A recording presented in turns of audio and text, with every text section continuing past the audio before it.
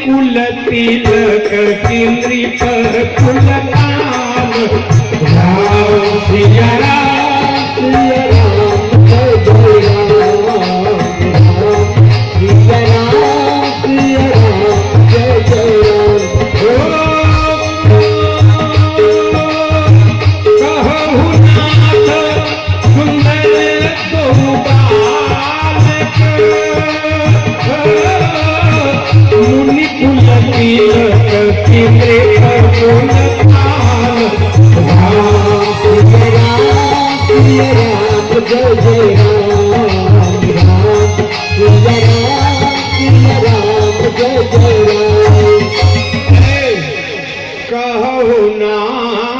सुंदर दो बालक। ये दोनों सुंदर बालक ये मुनि कुल के तिलक हैं कि नृप कुल के पालक हैं, नृप कुल का पालन करने वाले हैं, किसी राजा के बेटे हैं।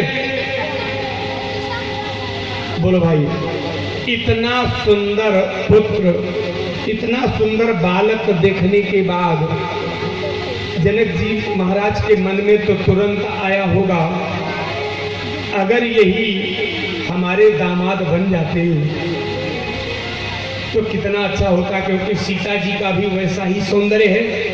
ध्यान दीजिएगा। और विवाह में सबसे महत्वपूर्ण पॉइंट यही होता है कि वर चाहता है कि कन्या सुंदरी हो और कन्या चाहती है कि वर सुंदर हो। इसलिए विवाह में 3 चीज विशेष रूप से देखना चाहिए। ये केवल कथा नहीं, आपके लिए एक संदेश लिए भविष्य में काम करेगा, नोट करिएगा। विवाह में मुख्य रूप से 3 चीज देखा जाता है और सारी चीजें यहाँ राम जी के अंदर मिल रही है, जनक जी महाराज देख रहे हैं। अच्छा, विवाह में क्या देखा जाएगा? कहा बार कन्या रूप ही चाहत। बोलो भाई, बर माने हुआ? अरे बोलोगे कुछ तो बोलो यार। बर माने दूल्हा, बर माने दूल्हा, अब कन्या जो है वो दुल्हन है। कहा बार कन्या रूप ही चाहत, वर चाहता है कि कन्या सुंदरी हो, अब कन्या चाहती है कि वर सुंदर। वर और कन्या की केवल इतने अभिलाषा होती है बस। अच्छा, भाई बंधु पिता क्या चाहते हैं? कहा पितु बांधव गुरु ख्याति। लड़की के माता पिता भाई बंधु गुरु चाहते हैं कि बेटी का विवाह उस जगह पर हो जहां 10 किलोमीटर पहले से ही लोग नाम बताना शुरू कर दे। बोलिए बजरंग बली की। ये ख्याति चाहते हैं, लेकिन ख्याति भी 2 प्रकार की होती है।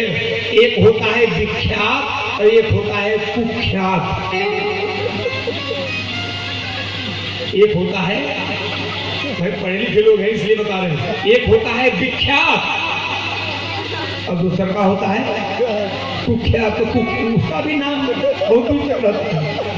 ये ध्यान देना है कि विख्यात क्या जा रहे हैं कि कुख्यात क्या जा रहे हैं। तो पिता भाई बंधु क्या चाहते हैं? आप बहुत नाम हो जहां पर विवाह हो। बेटी की माँ क्या चाहती है? बेटी की माँ क्या चाहती है? कहा माता धन जन चाहत है। माँ चाहती है कि मेरी बेटी ऐसे घर में पड़ जाए जहां पर उसको खाने पीने की कोई तकलीफ न हो। ये माँ चाहती है। अच्छा, विवाह में एक और बच गए। कहा कौन है वो? कहा बराती। बराती चाहते हैं कि लड़के का बाप बहुत ज्यादा दहेज पावे, तो जाकर के लड़की के बाप को फाइट कर देंगे बिना मतलब कितना देर है। बराती क्या चाहते हैं? तो कवि ने लिखा, कहा बर कन्या रूप ही चाहत पितु बांधव गुरु ख्याति, और माता धन जन चाहत है और भोजन चाहत। बराती तो केवल भोजन बढ़िया चाहते हैं, अगर बढ़िया व्यवस्था है तो मामला बिगड़ता रहेगा तो संभाल देंगे, अगर व्यवस्था बढ़िया नहीं है तो लड़के के बाप को 2 चूड़ियां उठाई कर दो। बराती काम करते हैं। बोलिए बजरंगबली की। ध्यान दीजिएगा। तो गोस्वामी जी ने श्री रामचरितमानस महाकाव्य में यही पुष्प वाटिका से राम के विवाह की भूमिका बनाया। वैसे आपके रामचरितमानस में 4 विवाह की कथा आई है, एक नहीं। किसके किसके विवाह की कथा? शंकर भगवान के विवाह की कथा और राम जी के विवाह की कथा। अभी एक दिन पहले आप सुने थे नारद बाबा के विवाह की कथा और रावण की दीदी सुपनखा के विवाह की कथा, जिसमें 2 विवाह हुआ पूरा और 2 विवाह हुआ अधूरा। क्यों? क्योंकि 2 विवाह राम जी का और शंकर जी का तो पूरा हो गया, लेकिन नारद बाबा का और सुपनखा का विवाह पूरा नहीं हुआ। जानते हैं क्यों?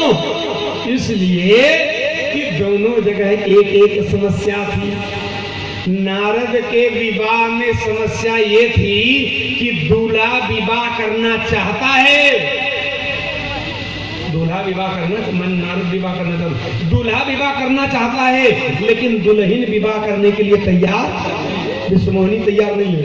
और सुपनखा के विवाह में समस्या यह है कि दुल्हन विवाह करना चाहती है, लेकिन दूल्हा राम विवाह के लिए तैयार।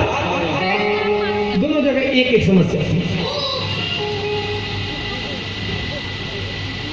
यही से विवाह की भूमिका होती है। तो गोस्वामी जी ने यहाँ पढ़ा। अच्छा, आजकल तो समझ लीजिए विवाह में बहुत ही सावधानी की जरूरत है, नहीं खतरा होते देर नहीं लगेगा। 1 मिनट की बात मुझे याद आ गई। एक जगह लड़की वाले पहुंचे लड़का देखने के लिए, तो लड़कवा को तो सिखा पढ़ा करके बैठा गया। लड़की के बाप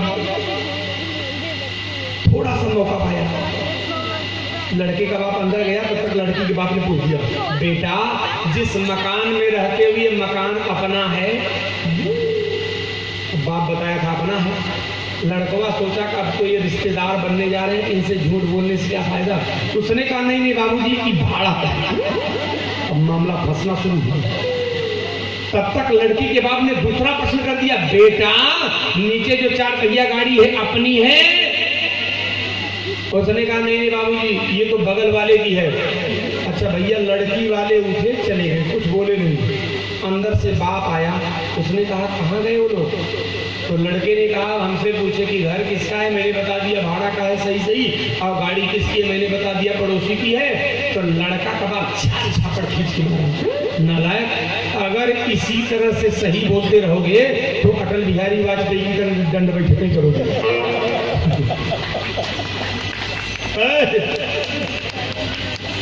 लड़का घबरा गया। लड़के ने कहा तो पिताजी फिर? अरे लड़के के बाप ने कहा नालायक, तुमको 4 गुना बढ़ा करके बताना चाहिए। जब पूछे ये मकान अपना है तो तुमको कहना चाहिए था एक मकान की बात करते हो। एक मकान यहाँ है, एक मकान कल्याण में है, एक मकान थाना में है, एक मकान बोली 4 बता करके तब फुल स्टाफ उनको ले आपको ट्रेंड हो गया। 15 दिन बाद दूसरे लड़की वाले आए, और जब लड़के का बाप अंदर गया तो लड़की के बाप ने पूछा बेटा ये मकान अपना है? तो एकदम तोता रटंत है, तोता की तरह एकदम तैयार है। उसने कहा बाबूजी एक मकान की बात करते हो, एक मकान भिमंडी में है, एक मकान कल्याण में है, एक मकान बोरीवली में है, और एक मकान बांद्रा में। जब 4 बता लिया अब फुल स्टॉप लिया। लड़की के बाप ने कहा बेटा वो नीचे जो 4 पहिया गाड़ी खड़ी है ये अपनी है?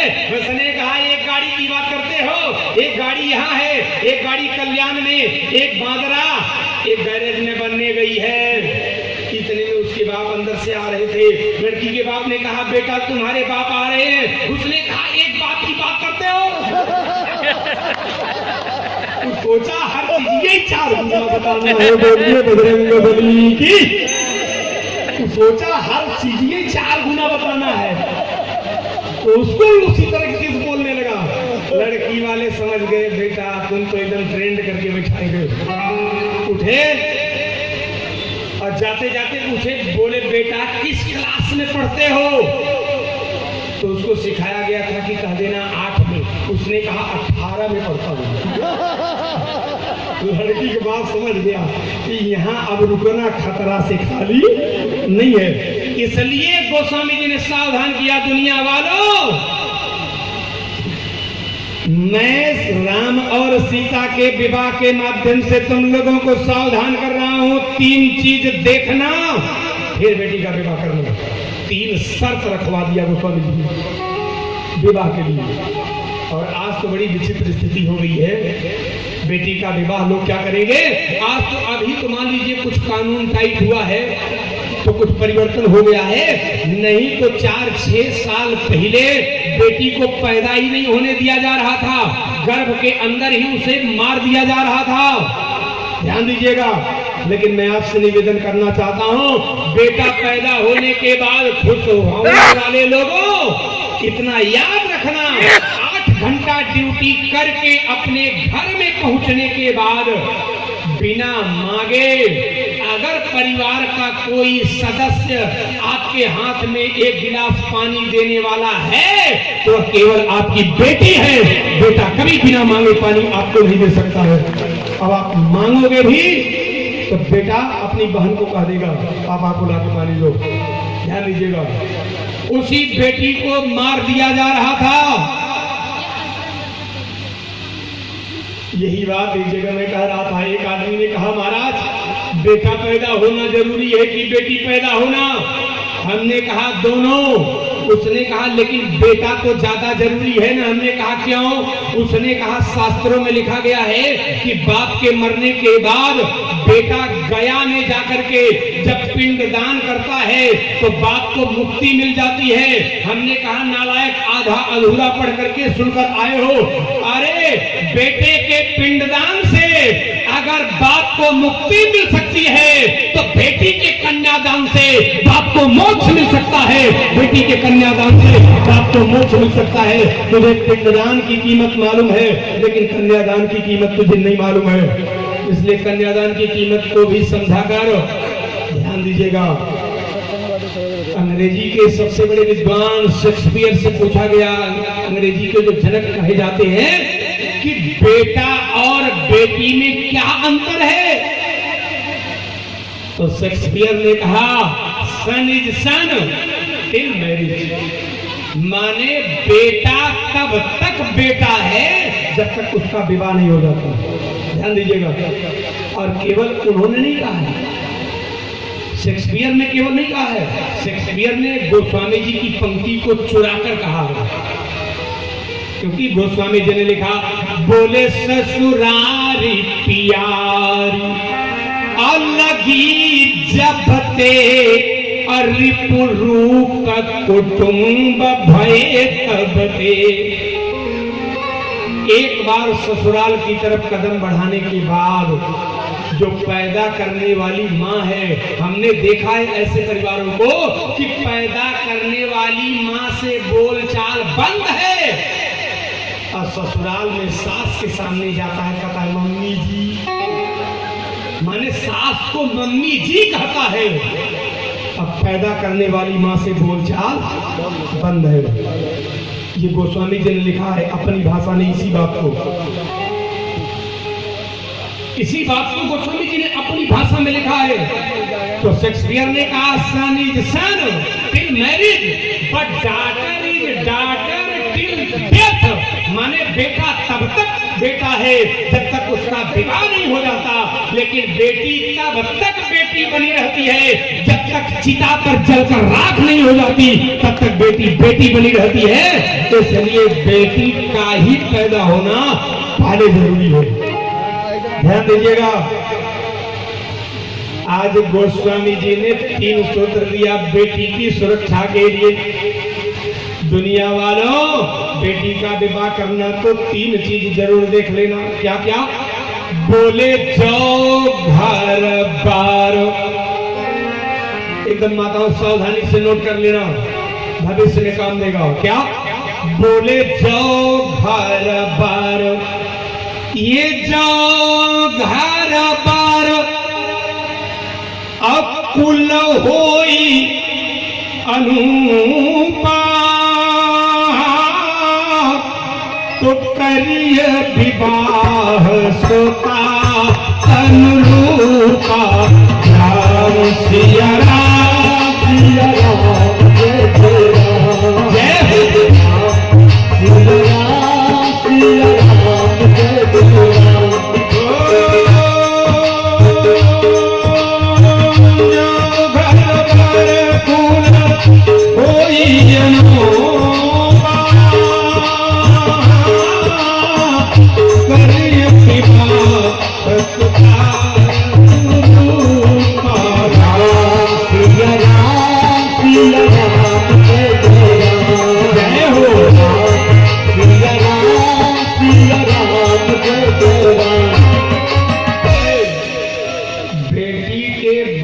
को सावधान करने के लिए। ये जानते हैं ये शर्त किसके विवाह में रखी जा रही है? यह शर्त किसके विवाह में रखी गई? मैया पार्वती जी के विवाह में। किसके विवाह में? पार्वती जी के विवाह में। पार्वती जी की माता, पार्वती जी की माता का नाम क्या था? आगे वाले ने बताओ, देवियां बताओ क्या नाम था? नहीं मालूम, कोई बात नहीं। पार्वती जी की माता जी का नाम था मैना। या ठीक है, तो मैना अपने पति गिरिराज से करी महाराज बेटी का विवाह करने जा रहे हो तो तीन चीज देख लेना है, तीन चीज देख लेना। पहले नंबर पर क्या? बोले जाओ घर।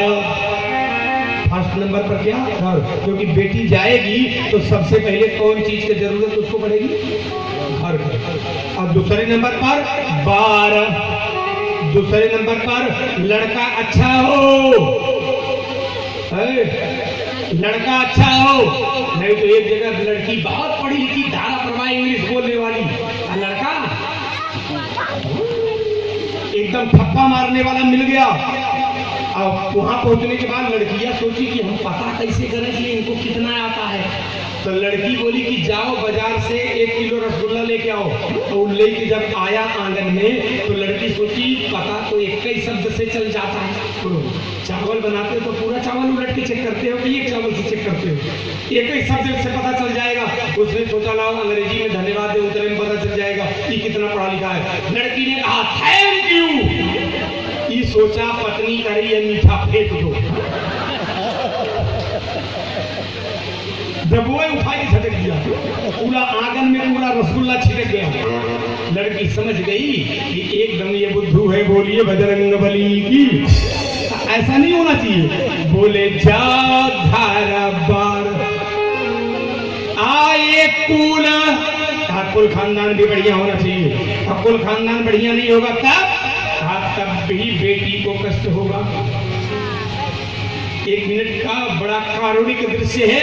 एक बेटी ससुराल में गई और वहां जाने के बाद उसके पास माँ और बाप के पास पत्र लिखने की व्यवस्था नहीं है।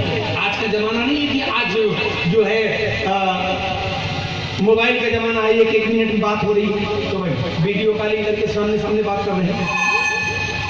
अरे उस समय तो पत्र भेजा जाता था तो 1-1 महीने में पहुंचता था, लेकिन बेटी के पास पत्र लिखने का स्याही खरीदने का पैसा नहीं। तो बेटी दुर्दशा बहुत हो रही है। तो बेटी ने अंगुली को काट लिया है, अंगुली को काट लिया, काट करके खून निकाल लिया, खून निकाल करके कटोरी में, और उसके बाद उस खून से पत्र लिख रही है। और कवि ने बड़ा प्यारा भाव दिया। माँ से बेटी कह रही है, माँ कहा ये अंगूरी के खून से लिखे पतिया। पति माने चिट्ठी, पत्र। अंगूरी के खून से लिखे पतिया, माई से ही के कर से तोहार पिटिया माई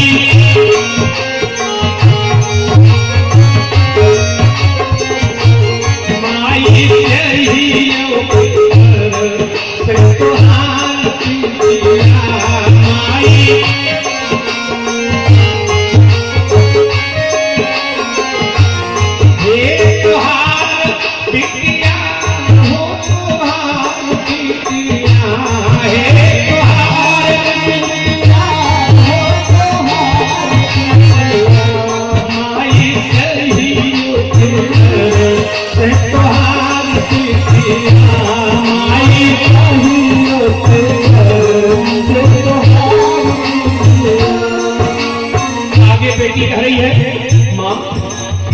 मैं सोची थी किसी तरह से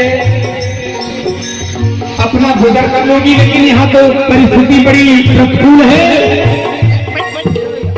सोचली कि कैसो कैसे गुजरिया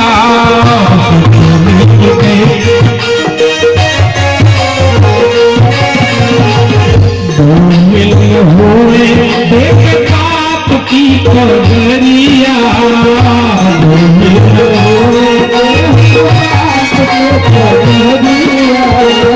लठिया के मार। अरे माँ, सवेरे उठते ही मेरे शरीर के ऊपर लाठी की बरसात होती है। लठिया के मार से तू खाली पिटिया माई से ही से तुहार पिटिया माई से ही तुहार पिटिया। परिवार के सदस्यों में एक ऐसी सदस्य होती है जिनको ननद कहा जाता है। कहा जाता है ननद माने पति की बहन। कोई ननद हो तो बुरा मत मानिएगा। वो बता रही है क्या, कहीं कुल गोड़नी पुकारे नदिया, कहीं कुल गोड़नी पुकारे नदिया, अरिसन घरे काहे भाई मोर सतिया,